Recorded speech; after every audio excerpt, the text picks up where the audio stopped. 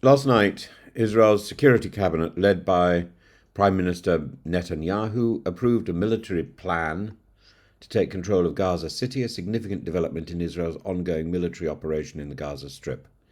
This decision marks a potential escalation in the conflict as Israel continues its pursuit of defeating Hamas and securing the region. However, this move raises several concerns, both domestically and internationally, about the human cost, the military strategy, and the long-term consequences for Gaza and its inhabitants. The plan is primarily focused on occupying Gaza City, which remains a stronghold of Hamas and a critical strategic location in northern Gaza.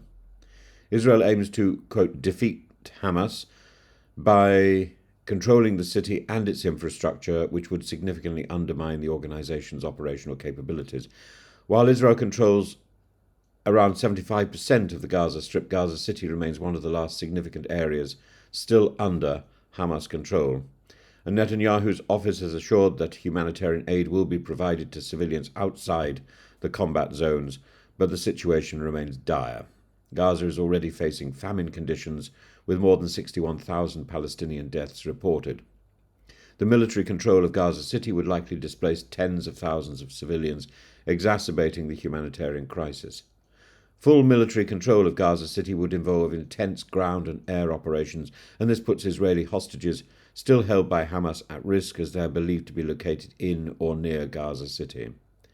The Israeli military is also concerned about the operational challenges involved in securing the city and preventing further casualties on both sides. Netanyahu's government has repeatedly stated that it seeks the return of all hostages, both dead and alive. However, many families of Israeli hostages are opposed to the escalation, believing it could endanger their loved ones. The growing protests in Israel, including those by hostage families, argue that negotiating with Hamas might be a more effective way to secure the hostages' release rather than expanding the military offensive. Israel's decision to expand its military operations in Gaza has drawn significant international attention. While some countries have expressed support that Israel's right to defend itself, there is mounting concern about the human toll of the conflict. The United Nations and various humanitarian organizations have warned that further escalation could lead to a full-blown humanitarian disaster with dire consequences for Gaza's civilian population, even within Israel. Military leaders such as General Zamir have raised concerns, warning that the full occupation of Gaza could stretch Israel's military resources too thin and jeopardize the lives of both soldiers and hostages. Netanyahu's political allies, particularly the far-right members of his coalition, have been advocating for a complete occupation of Gaza. They argue that Israel needs to secure the region permanently and expel Palestinians in a bid to prevent future threats from Hamas. And Netanyahu's decision appears to be influenced by the need to maintain his coalition, with far-right ministers pushing for drastic measures that align with the ideological stance on Gaza. This political calculus risks further isolating Israel on the international stage. Netanyahu has said that Israel doesn't want to permanently govern Gaza, but seeks to create a security perimeter to prevent Hamas from threatening Israel. His plans suggest the control of Gaza would eventually be handed over to friendly Arab forces.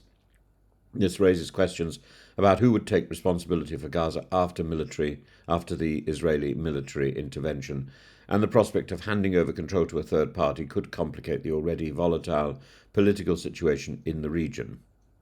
So there are various potential consequences. Firstly, the humanitarian crisis. The planned occupation of Gaza City would displace large numbers of civilians, further exacerbating the dire humanitarian conditions in Gaza. The destruction of infrastructure, the lack of food, the inadequate medical supplies would likely result in further suffering for the Palestinian population.